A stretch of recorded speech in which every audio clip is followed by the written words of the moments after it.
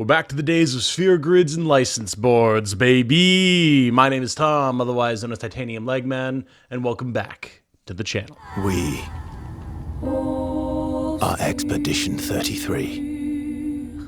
Hello everyone, if you enjoy what I do, including coverage about upcoming strategy RPGs or traditional JRPGs, in this case, Claire Obscure Expedition 33, then a like on this video and a subscription to the channel would be very much appreciated. Thank you so much. So what is it that we're doing today? Well, today we are deep diving into everything we know thus far about character customization, abilities, personal skills, etc. in Expedition 33, with some discussion about how this is potentially going to influence combat. As we learned from the recent Xbox Developer Direct, there is a lot going on here in Expedition 33, far more than I think any of us expected, with every character in the game having unique personal mechanics in combat, skill trees, and lists of equipable abilities with minor effects, which are easily hundreds of entries long. We haven't seen the entire thing yet, but good lord, there's a lot going on there. All told, this means an absolutely massive amount of potential character customization for every member of the party, meaning that you're going to have plenty of different ways you can heavily customize your specific team for, presumably, whatever the game throws at you. When we have the developers giving an example of characters like Mael, who could be spec'd either as fragile DPS or direct party support, as just two examples of what she's able to do in what is at the very least a party of 5, you know there's some flexibility of build crafting that's going to be available here. First off, I want to give a quick overview of what each of the characters' specific mechanics are, then we'll go into all of their skill trees, what we know about them, and then some examples of the different equipable passive skills that you can unlock over the course of the game. Now, keep in mind, this is all information that I'm drawing directly from what little pre-release advertising material we've gotten thus far, and while there is a lot to glean from that, I'm kind of drawing conclusions here, and I'm putting things together that may not be entirely accurate once the game comes out. So don't crucify me if there's a fact that I get wrong or anything like that. We're all learning together, right? But I wanted to put together what we could see to start getting a picture of what is going to be available for us. So first of all, Gustav. Gustav has what I'm calling the overcharge arm. I haven't seen a specific ability name for it yet. It's just like, you will overcharge his arm by doing these types of actions. So it's like, okay, well, it's the overcharge arm. Basically, anytime you dodge, parry, counter, or use certain skills, you'll build charges that provide bonus damage and other effects when you use them once you reach that full charge. It seems like pretty much any action that you can take with Gustav will trigger this charge in some capacity, and there are definitely a few listed abilities that we've seen that get bonus effects if you have a full charge. Mael is the fencer of the group, and she kind of has like a fencing duelist stance system going on as a result. Different skills that you use will put Mael in different stances, granting stat changes, both positive and negative, as well as bonus damage. You can also achieve an empowered virtuose stance that increases damage and reduces AP cost. Definitely seems like her kind of ultimate stance. And it seems like this is going to be very clear, like flowing in and out of different types of combat based on what's happening on your and the enemy turns. Luna is the resident mage of the group, and she has a magic stains system to complement that. All of her spells seem to grant her different stains, which seem to correspond to either the element of the spell or the type of spell that it is, like offense, healing, whatever. And these stains are consumable resources that you use to empower other spells or reduce their AP costs, get bonus effects, all that type of good stuff. Ciel has the foretell skill or mechanic. It seems like one of the ones we've gotten the least information about, but also have a direct name for, which is kind of interesting. Basically, her different skills will create either sun or moon charges, which could be used to gain AP, empower skills, and enter an empowered twilight state. Seems to be kind of like a mixed physical and magical version of what Mael has going on, and definitely seems like it's going to be one of the more complicated mechanics, at least on its face. Finally, we have Monoko, the bloodthirsty philosopher, and as far as we've seen thus far, the only non-human of the group. His skills spin what is essentially a roulette wheel, with the slot that you land on empowering certain abilities of different types. So kind of a random, very potentially powerful, but also a little bit uncontrollable type of mechanic, compared to the other characters that seem to be leaning into more of a building up to a super attack or super powered state, which is cool. With the general overview of what the actual mechanics are out of the way for each each of these characters, let's look at their skill trees. Skill trees are one of the most recent reveals that we got about Expedition 33, and one of the things that really solidified in my mind that it's going to be a very mechanically dense, menu-heavy game, which is, of course, something that I love. And we can see that every character seems to have like 22, 23 skills on their particular skill tree, which of course you learn using skill points. Each one has its own cost and path to get to it. They seem to be anywhere from as cheap as 2 points to as expensive as 10 for ones in the center, probably ultimate abilities as you might expect. We haven't really seen too much of what these skill trees contain, but again, I've compiled as much info as I can get from that pre-release material in this video to try and get an idea of how each character is kind of going to play.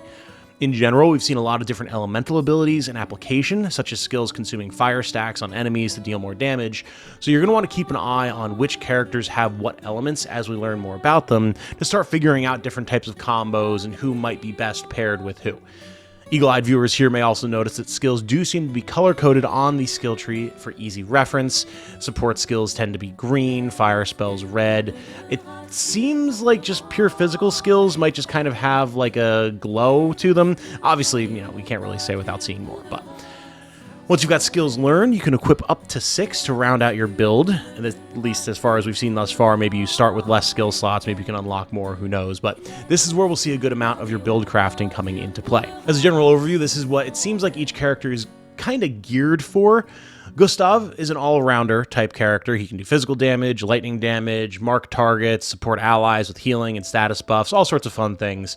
And every action he takes does seem to build up charge for his arm, which is nice, because you don't want to have like a whole mechanic for a character that only some of your abilities will support. So it's like, oh, well, yeah, I can do healing and support skills with Gustav, but if I do, then I don't build charge for his arm, so I'll never actually have him reach his full potential, so those skills are essentially useless in terms of overall efficiency. Doesn't look like that's what's happening here. No matter what you're doing, Gustav is building that charge, so it's nice to know that he'll be very versatile. But as always, the issue with very all-rounder characters compared to other types of characters is oftentimes by the end of the game, they don't really have a strong niche that they fill to reach maximum capability. We'll see if that's a fate that's avoided for Gustav. I hope so, because he seems like a pretty cool character. Mael seems to have a major focus on fire and physical damage, flowing in and out of offensive and defensive stances, whether you're trying to go for like a big go turn with a bunch of debuffs on the enemy, or whether they're charging up for a big attack and you need to be able to make sure that you can tank it without having like a 50% defense drop because you're in your offensive stance. It seems like it's going to be a really push and pull style of gameplay. She does seem to have some AoE attacks, but prefers single target damage, fitting her design as a fencing duelist. However, we do know that she can also be a support unit, with at least one party-wide defensive buff that we've seen thus far that she can use when she's in her defensive stance. Overall, her main goal definitely appears to be achieving her virtuoso stance, and while as far as we know, we haven't seen how she does this just yet, we do know that it makes everything she does better and cheaper. Like, we're talking 200% damage boost better. Now, if that lasts for multiple turns or just one big skill, who knows, but either way, it seems like she's probably going to be a very important character for dealing with bosses. Luna, as mentioned, is the resident mage of the group, with a focus on spreading around various different elemental spell effects, debuffs, while supporting the party with healing and revives. She doesn't seem to have much in the way of physical attacks, so I wouldn't really classify her as something like a red mage, but given the apparent importance of elemental combos throughout the entire game, she's absolutely going to be a key piece for the party. We don't know that much about her stain system at the moment, but we can see from her Ice Lance spell here that she can consume a green stain to deal more damage with it. I'm assuming, again, that stain colors correspond to the color coding of skills, so green stains should come from healing magic, but take that with a grain of salt. CL seems like she's going to be my personal favorite character, partially because I'm an edgy lad who really enjoyed the chaos creatures in Yu-Gi-Oh!, which I promise it's a little bit of a deep cut, but it'll make sense in a second for those of you who know what I'm talking about.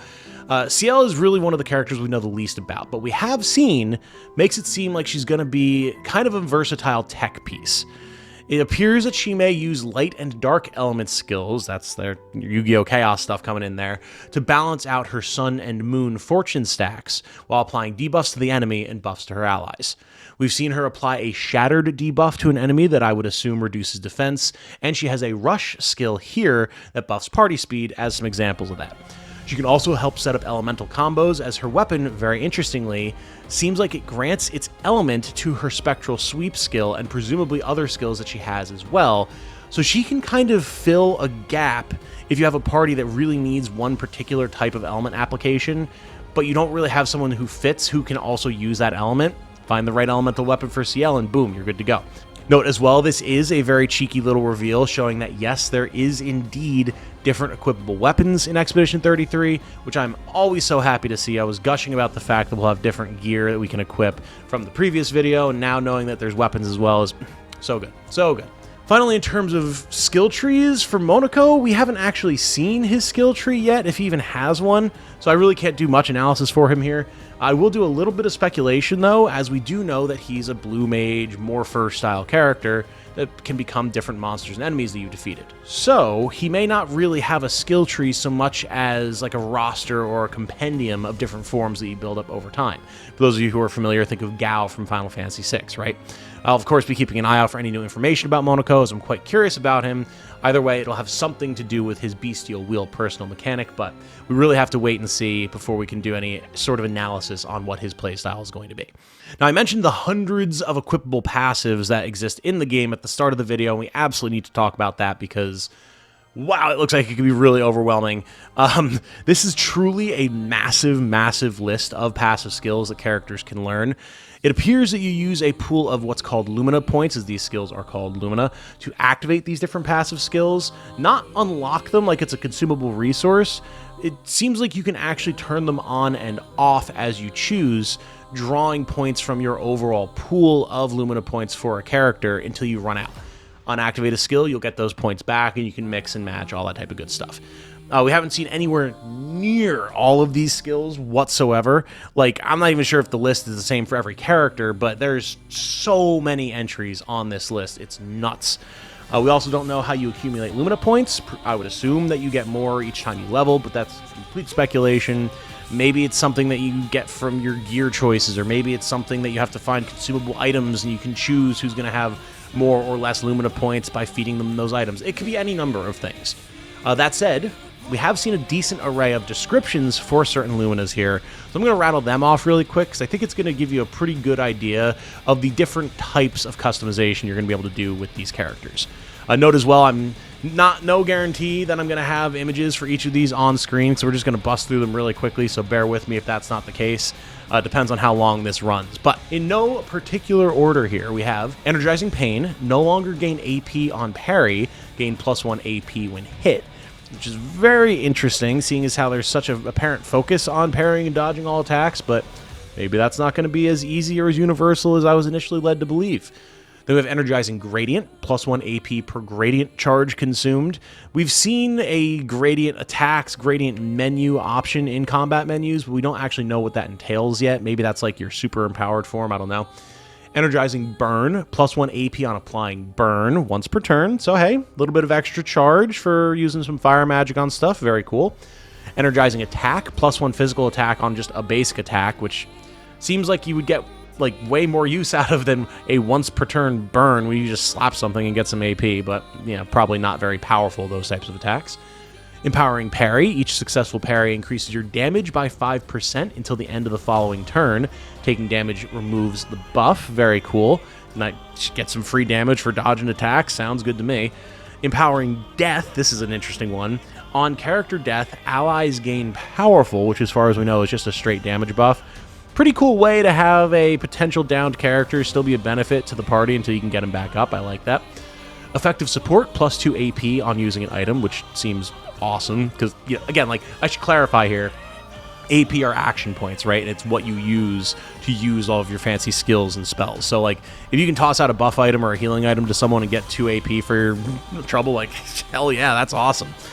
Draining Cleanse consumes 1 AP to prevent status effect application against the target, if possible. Very, very nice, especially in potential poison swamp areas and things like that. Dodger, gain 1 AP on perfect dodge once per turn. Very good. Defensive Mode, on receiving damage, consume 1 AP to reduce said damage by 30% if possible. Again, we've got these modifiers for what if you don't dodge or parry successfully. Maybe it's a situation where attacks can only be either dodged or parried, and you don't know which until you experiment making these types of skills valuable. Who knows? Death Bomb, this is probably my personal favorite one. On death, deal damage to all enemies. We literally have Call of Duty Martyrdom from like COD 4 Modern Warfare in a JRPG style turn-based game. I love it. It's like, yeah, kill me now, Chuckle Nuts, see what happens. I love that. It's so good.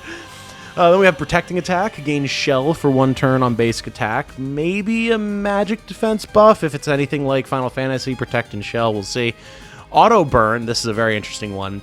Notably, 0 points to self-apply burn on the start of the battle, which is, okay. Yes, I would like to use a potentially limited skill slot to just burn myself and either give myself a debuff or take damage over time or something.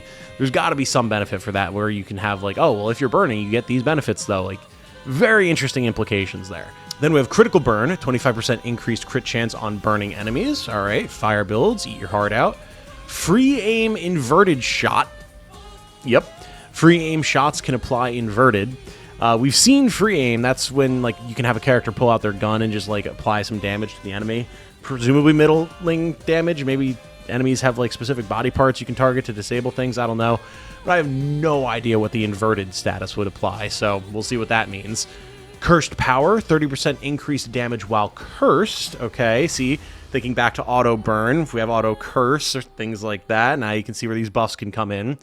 Dead Energy 2, plus 1 AP on killing an enemy. Now, this is also an interesting one because we've seen a few other options as well where it's like Energizing Attack 1, Dead Energy 2. So we're actually going to be able to level some of these skills or unlock higher rank versions of them, which is very neat. And then finally, Empowering Attack. Gain Powerful for 1 turn on base attack, which seems incredibly strong. Like, yes, I would like to just attack my enemy and deal damage and get a free attack buff out of it. Like, cool. We'll have to see how it can fit in with other Lumina skills and, you know, how many points you need across the board to get a build online, but, like, seems pretty good on paper. Something that's really so nice about seeing all these different skills and all the most recent gameplay previews is you can also see in combat when different passives are activating. You can see it here on the bottom right of the screen. And it's always nice to have a visual reminder in combat of when one of the potentially dozens of skills you can equip is actually activating to cement in your mind what is going to happen when and build a better party as a result. Like, maybe it's just me, but I can read all of the skills that I want. I can study it. I can know what I'm talking about. But keeping track of it all in combat can be a major pain. Seeing it trigger, though, is a visual learning thing that makes it much easier for me to remember, so I like that. It is certainly clear, though, that there's going to be so much room for tons of tweaking of characters and builds, which, of course, makes my tactics obsessed a little hard. Just sing. You know, having little weird tech choices, like, again, automatically applying burn stats on yourself makes it clear that there's going to be some wacky stuff you can do, and I'm all for that. It's going to be so interesting. All told, that's everything that we know thus far about character customization, builds, and the like in Expedition 33, and I gotta say, I'm extremely impressed. Like, my jaw was already on the floor when we were watching the Xbox Developer Direct where we learned all this, but actually combing through the footage and writing things down and really getting into the nitty-gritty of examining things made it clear that Sandfall Interactive have really kind of cut out an interesting classic style niche for themselves, and I can only hope that it pays off, because right now everything is looking absolutely sick. Of course, as we learn more about different skills and abilities, I will be putting out more information about it, because I absolutely plan on covering more Expedition 33 going forward. You guys loved the previous video, and I really am enjoying covering it and learning about it, so it seems like a win-win for everybody. If there's something that I missed here, or you just want to be able to discuss synergies, how you think you might be able to build characters, your general excitement for the game, let me know all of that down in the comments below. And if there's anything that I got wrong that you noticed, let me know that as well. I'm more than happy to take the L on that. With that said, though, I think I'm going to wrap this one up here. Can't believe I've already been recording for 20 minutes. Holy smokes, how did that happen? My name has been Tom, otherwise known as Titanium Legman. Thank you to all of you so much for watching. Thank you to my supporters. You can see their names scrolling by on the right side of the screen right now. It makes it so much easier for this channel to keep running through the ups and downs and thick and thin of making content on YouTube. It means the world. But yes, I do very much hope that you all have a good night. Stay safe and healthy out there. And remember, be good to each other, everybody. Bye now.